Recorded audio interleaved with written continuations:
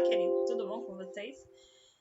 Hoje a gente vai falar um pouquinho sobre o transporte de substâncias por processos passivos e ativos. Então, a gente já viu a estrutura da célula e a sua membrana celular. Então, essa membrana, ela faz esse processo de transportar, ou seja, ela permite a entrada e a saída de tudo que vai passar pela essa célula. Então, ela seleciona, ela escolhe, e para que esse processo de entrar e sair, né, da célula aconteça, existem dois tipos de processo, né, que é um passivo e um ativo. Nós vamos entender o que são esses.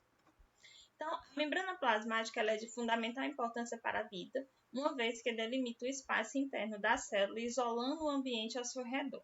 Esse isolamento, porém, não pode ser absoluto. Para viver, a célula precisa permitir a entrada de certas substâncias úteis, como a água, o gás oxigênio e o alimento. Pelo fato de permitir essa passagem de certas substâncias, mas não de outras, disse que a membrana plasmática é semipermeável ou que possui uma permeabilidade seletiva, ou seja, não é tudo que vai entrar, nem é tudo que vai sair. Ela vai selecionar. Então, ela é uma semi-permeabilidade. Ela vai selecionar realmente o que deve entrar e o que deve sair dessa célula, certo? O transporte passivo é o transporte que ocorre entre duas soluções que têm o objetivo de igualar as concentrações. Ele ocorre sem o gasto de energia e se divide em dois tipos, difusão e osmose.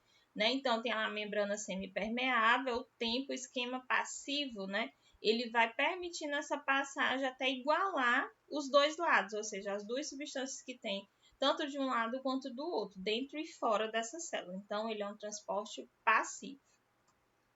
O transporte através da membrana pode ser ativo e passivo. Essa difusão, o passivo vem por difusão, osmose, e o ativo por primário e secundário. São esses dois tipos de classificação. O que é a difusão simples? O soluto penetra na célula quando a concentração é menor no interior celular do que no meio externo. E sai da célula no caso contrário, quando se tem menos fora e mais dentro, e se for o contrário também, se tiver mais fora do que dentro, ele vai ter vai igualar, Nesse processo não há um consumo de energia, ocorre a favor do gradiente. Então, é como se eu colocasse uma vasilha seca dentro de um balde de água, Então, um copo, algo mais raso. À medida que eu vou afundando, eu vou enchendo aquela vasilha e aquela vasilha vai ficar com a mesma quantidade de água que tem fora. Então, vão se igualar.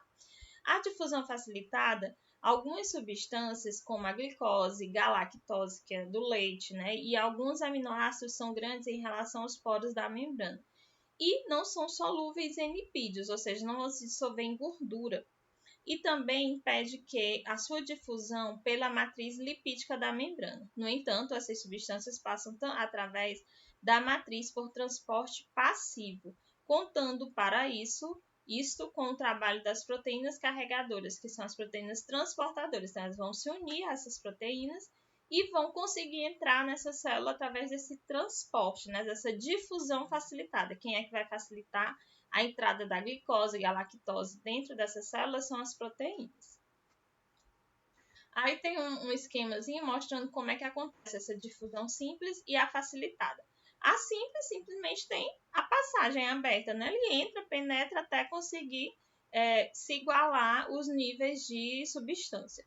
Já a facilitada, ela vai precisar de fazer um pouco mais de gasto, de energia, e vai precisar de um agente facilitador, que é o caso das proteínas, certo? O que é a osmose? A osmose é empurrar. É um fenômeno que há difusão em presença de uma membrana semipermeável. Nela, duas soluções de concentrações diferentes são separadas por uma membrana que é permeável ao soluto, praticamente insolúvel ao soluto. Há então uma passagem do solvente, onde tem uma maior quantidade, que é a solução hipotônica, para que haja uma menor quantidade de solução hipertônica. Ou seja, ela vai passar, a água pura, tá lá só mesmo H2O, E quando se mistura a questão do sal nela, ela fica hipertônica.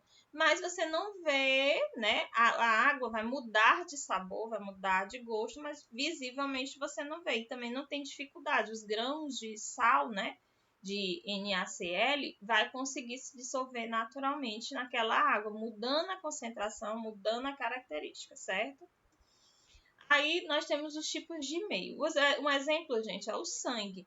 As células do sangue têm locais que estão hipertônicos, ou seja, não tem uma concentração muito grande de células sanguíneas. O isotônico, ele está lá, mas também não tem, existe uma concentração maior. E o hipotônico, ele tem uma maior quantidade de células bem próximas umas às outras, certo? Nas células vegetais acontece muito com a água, né? Eu tenho um meio plasmolizado, ou seja, com pouca água, um meio flácido, onde tem uma quantidade maior, que são aquelas folhas mais suculentas, que tem mais água, e um meio túngido, que é aquela mais seca, né? Ela está mais concentrada, bem recheada mesmo, mas ela está concentrada, certo? E aí, o que é o transporte ativo? É a passagem de uma substância de um meio menos concentrado para um meio mais concentrado, contra o gradiente, ou seja, ela vai ter gasto de energia.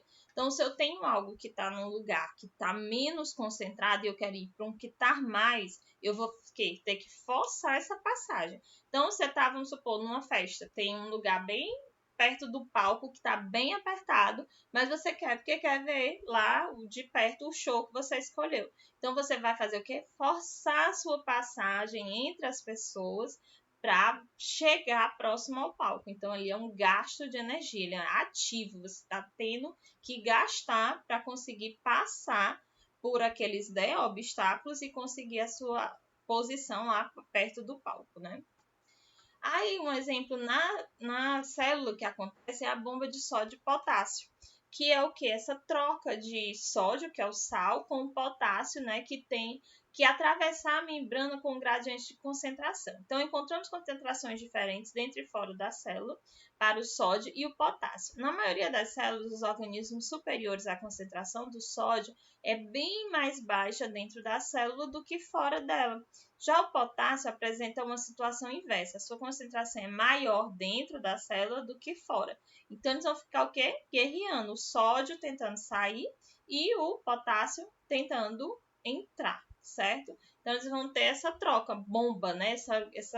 Vão bater de frente, mas essa troca sempre vai acontecer. O sódio vai conseguir sair e o potássio vai conseguir entrar dentro da célula, certo?